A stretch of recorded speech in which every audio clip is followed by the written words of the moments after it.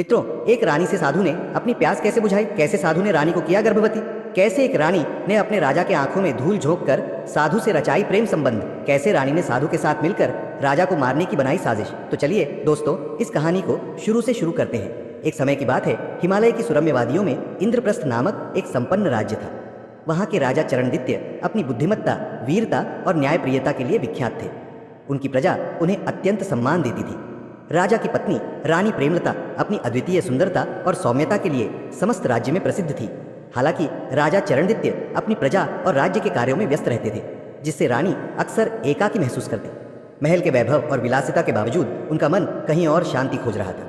इसी शांति की तलाश में वे अक्सर महल के निकट स्थित एक भव्य बाग में जाती, जहाँ तरह तरह के फूल खिले होते और पक्षियों का मधुर कलरव गूंजता। इसी बाग में एक योगी का आश्रम था। योगी स्वामी दशानंद अपनी गूढ़ साधना और मंत्र सिद्धि के लिए दूर दूर तक विख्यात थे। जब पहली बार रानी वहां पहुंची तो स्वामी ने उनका स्वागत किया और उनसे गूढ़ विषयों पर चर्चा की। उनकी रहस्यमयी वाणी और गहरी आंखों में ऐसा आकर्षण था कि रानी स्वयं को उनके विचारों में डूबता हुआ महसूस करने लगी।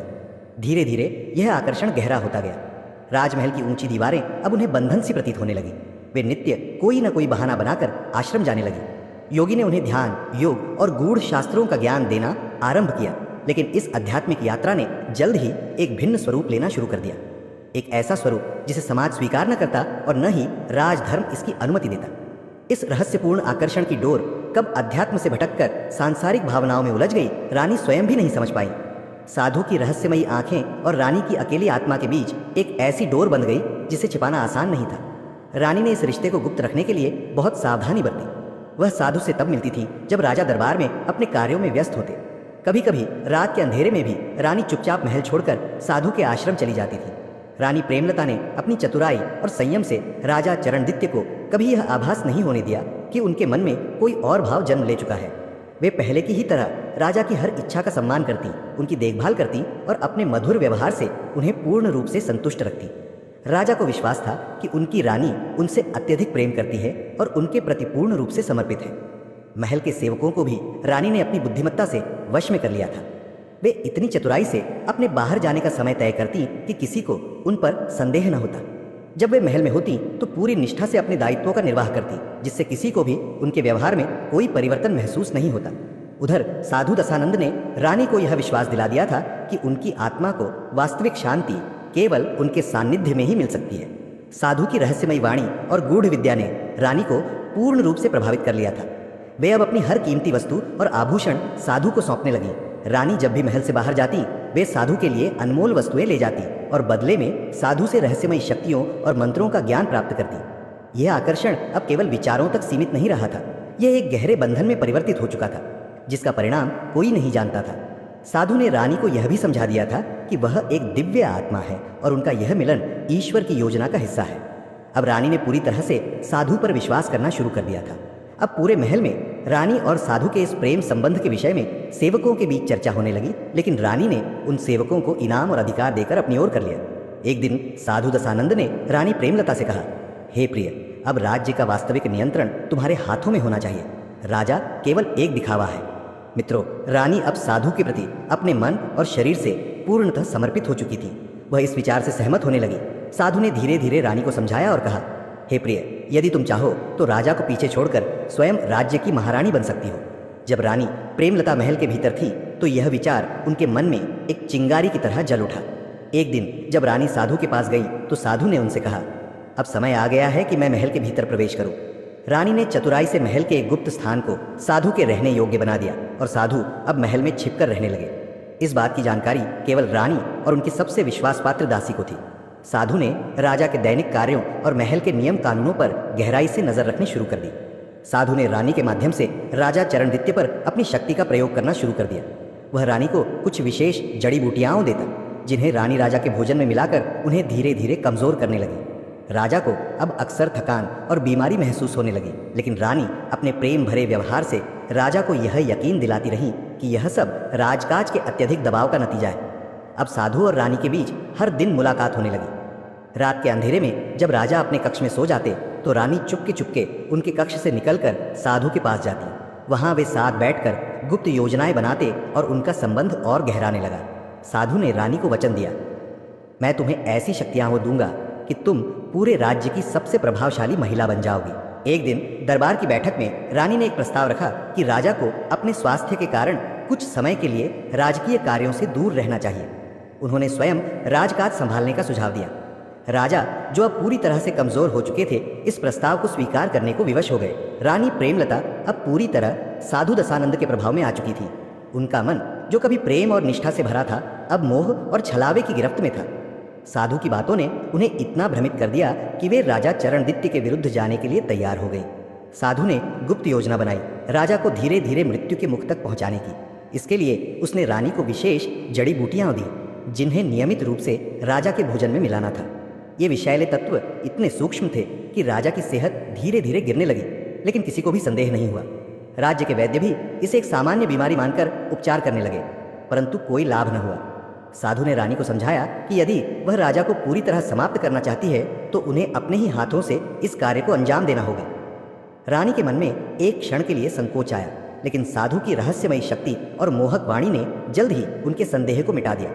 एक दिन साधु ने रानी को अंतिम अनुष्ठान के लिए बुलाया। उसने कहा, यदि तुम चाहती हो कि राजा की आत्मा हमारी शक्ति के अधीन हो जाए तो तुम्हें एक विशेष तांत्रिक विधि का पालन करना होगा।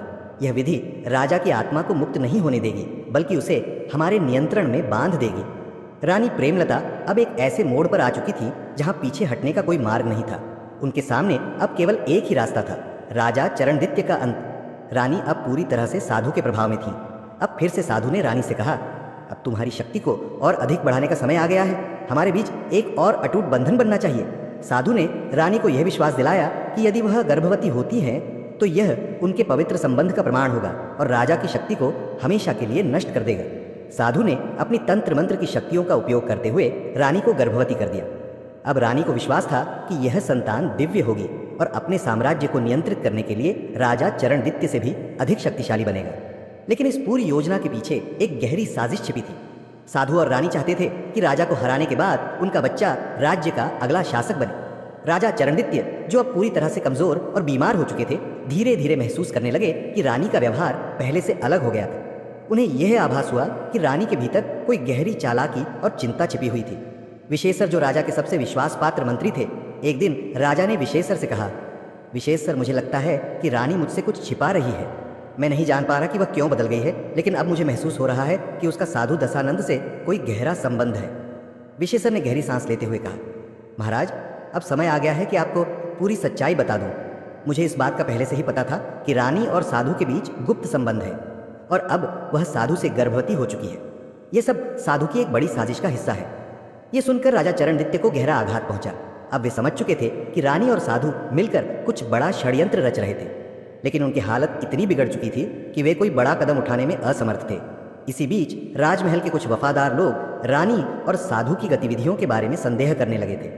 महल में काम करने वाला एक गुप्तचर, जो हमेशा छिपकर महत्वपूर्ण जानकारियां इकट्ठा करता था, एक दिन रानी और साधु की मुलाकात का गवाह बना। उसने देखा कि रानी और साधु एकांत में गुप्त योजना बना रहे थे। यह महत्वपूर्ण सूचना तुरंत मंत्री विशेषर तक पहुंचाई। विशेषर ने यह समाचार राजा चरणदित्य तक पहुंचाया, जिससे उन्हें पूरी सच्चाई का पता चल गया। गुप्तचर ने राजा से कहा, महाराज, मैंने स्वयं सुना है कि रानी और साधु के बीच गुप्त संबंध है और अब रानी साधु से गर्भवती हो चुकी है। इतना सुनते ही राजा चरणदित्य पूरी तरह से टूट चुके थे। उनकी मानसिक स्थिति इतनी खराब हो गई कि वह इस सत्य को सहन नहीं कर पा रहे थे। राजा चरणदित्य के दिल में अब केवल एक ही विचार था, क्या वह अपने राज्य को फिर से उसी तरह संभाल पाएंगे जैसे पहले किया करते थे। लेकिन राजा का संदेह अब पूरी तरह सही साबित हो चुका था। राजा चरणदित्य, जो अब पूरी तरह से अपने राज्य और अपनी पत्नी की साजिश के बारे में जान चुके थे, इस जानकारी को अपने दिल में छिपाए हुए थे। वह नहीं चाहते थे कि प्रजा और महल के अन्य लोग इस सच्चाई को जानें, क्योंकि इससे राज्य में अराजकता फैल सकती थी। लेकिन राजा अब एक विकल्प तलाशने में जुट गए थे, क्योंकि वह यह समझ चुके थे कि रानी और साधु की साजिश इतनी जटिल हो चुकी थी कि उन्हें अपनी शक्ति का एक नया रूप अपनाना होगा। महेश्वर, जो राजा के सबसे विश्वस्त मंत्री थे, अब अपनी योजना बना चुके थे।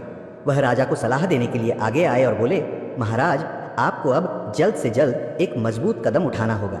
रानी और साधु की चालाकियों को समाप्त करने के लिए हमें उन्हें गुप्त तरीके से नष्ट करना होगा। विशेषर ने राजा से कहा, महाराज, हमें रानी और साधु की साजिश को उजागर करने के लिए महल के भीतर किसी को भेजना होगा। राजा चरणदित्य ने विशेषर की बात सुनी और उनकी योजना को स्वीकार कर लिया। अब विशेषर ने महल के अंदर एक गुप्तचर नियुक्त किया, जो रानी और साधु की गतिविधियों पर निगरानी रखेगा। साधु ने रानी से कहा, तुम्हारा बच्चा हमारे साम्राज्य का भविष्य होगा। हम मिलकर इस राज्य पर शासन करेंगे और राजा चरणदित्य को भूल जाओ। महल में छुपकर गुप्तचर रानी और साधु की गतिविधियों पर नजर रख रहा था। उसने मंत्री विशेषर को एक महत्वपूर्ण सूचना दी। रानी और साधु ने एक गुप्त बैठक की थी, जिसमें उन्होंने राजा को पूरी तरह से नष्ट करने और राज्य पर अपना शासन स्थापित करने की योजना बनाई थी। गुप्तचर ने यह भी बताया कि रानी ने साधु से कहा था, अगर राजा चरणदित्य जीवित रहेगा तो वह हमारी शक्ति के खिलाफ सबसे बड़ी चुनौती बना रहेगा। विशेषर ने राजा चरणदित्य को सारी जानकारी दी। अब राजा ने ठान लिया कि वह साधु और रानी की साजिश का पर्दाफाश करेंगे, लेकिन राजा की शारीरिक स्थिति अब इतनी बिगड़ चुकी थी कि उन्हें यह सब अकेले नहीं करना था। साधु और रानी की योजना अब इस स्तर पर पहुंच चुकी थी कि वे राजा चरणदित्य को पूरी तरह से अपदस्थ करने की रणनीति बना चुके थे और उनका बच्चा राज्य का नया शासक बनने वाला था। राजा चरणदित्य, जो अब मृत्यु के कगार पर थे, ने अपनी पूरी ताकत लगाकर एक अंतिम कदम उठाने का मन बनाया। वह जानते थे कि यदि उन्होंने इस समय कोई बड़ा कदम नहीं उठाया तो उनका राज्य हमेशा के लिए खतरे में पड़ जाएगा। विशेषर ने राजा से कहा, महाराज, यह साजिश अब उजागर हो चुकी है। यदि हम इसे अभी नहीं रोक सके तो यह राज्य हमारे हाथ से निकल जाएगा। राजा ने गहरी सांस ली और विशेषर से कहा, हम इस साजिश को समाप्त करेंगे, चाहे इसके लिए मुझे अपनी जान भी क्यों न देनी पड़े। साधु ने अपने तंत्र मंत्र का उपयोग किया और राजा के शरीर में ऐसी बीमारियां उत्पन्न कर दी जो पहले उसे बिल्कुल भी नहीं थी। यह बीमारी इतनी चुपचाप और धीरे धीरे फैली कि कोई भी वैद्य या चिकित्सक इसे सही से पहचान नहीं पाया। राजा चरणदित्य ने अब अपनी खोई हुई शक्ति को वापस पाने के लिए एक गुप्त तंत्र का सहारा लिया। विशेषर ने उन्हें बताया था कि साधु के तंत्र मंत्र का उद्देश्य ही राजा को कमजोर करना था, लेकिन राजा ने इसके विरुद्ध एक विशेष मंत्र का उपयोग किया जो साधु के जादू से अधिक शक्तिशाली था। धीरे धीरे राजा की शक्ति वापस लौटने लगी। उनका शरीर फिर से सशक्त हो गया और उन्होंने स्वयं को एक महान योद्धा के रूप में महसूस किया। राजा अब अपनी बनाई हुई रणनीतियां को सभी के सामने लाने के लिए पूरी तरीके से तैयार थे। राजा चरणदित्य ने अपने महल में सभी प्रमुख मंत्रियों और सैनिकों को बुलाया और उन्हें आदेश दिया कि वे महल की सुरक्षा बढ़ा दें। साथ ही उन्होंने एक अफवाह फैलाने का आदेश दिया कि वह अब अपनी बीमारी से पूरी तरह से उबर नहीं पा रहे हैं और उनका अंतिम समय निकट। ये सुनकर रानी और साधु को विश्वास हो गया कि अब वे अपने लक्ष्य को प्राप्त करने के बेहद करीब हैं। रानी, जो राजा से पूरी तरह दूर हो चुकी थी, अब अपनी पूरी शक्ति साधु के साथ मिलकर राज्य पर कब्जा करने में लगा रही थी। साधु ने रानी से कहा, अब समय आ गया है कि हम राजा चरणदित्य की कमजोरी का पूरा फायदा उठाएं। राजा चरणदित्य ने अपनी योजना के अनुसार एक अंतिम सभा बुलवाई, जिसमें राज्य के सभी मंत्री, अधिकारी और दरबारी उपस्थित हुए। रानी और साधु को भी इस सभा में बुलाया गया। जैसे ही सभा प्रारंभ हुई, राजा चरणदित्य ने घोषणा की, हे दरबारियों, मैंने अपनी कमजोरी को एक छल के रूप में प्रस्तुत किया था। यह सब मेरी योजना थी ताकि मैं इस घातक साजिश का पर्दाफाश कर सकूं। इसके बाद राजा ने पूरी योजना का खुलासा किया। उन्होंने बताया कि रानी और साधु के बीच अनैतिक संबंध है और इनका मकसद था मुझे मारकर इस पूरे राज्य में कब्जा करना, और रानी साधु के बच्चे की मां बनने वाली है, यानी कि अभी गर्भवती है। रानी और साधु के चेहरे पर अब भय था। वे समझ चुके थे कि उनकी पूरी योजना विफल हो चुकी है। राजा चरणदित्य ने अपने सैनिकों को आदेश दिया, रानी और साधु को गिरफ्तार कर लिया जाए और इन्हें आजीवन कारागार में डाल दिया जाए। सैनिकों ने तुरंत आदेश का पालन किया और दोनों को काल कोठरी में डाल दिया। रानी और साधु की साजिश पूरी तरह से विफल हो चुकी थी। सभी दरबारी राजा चरणदित्य की चतुराई और धैर्य की सराहना करने लगे। पूरे राज्य में यह संदेश फैल गया कि राजा चरणदित्य न केवल एक महान योद्धा थे, बल्कि एक दूरदर्शी और कुशल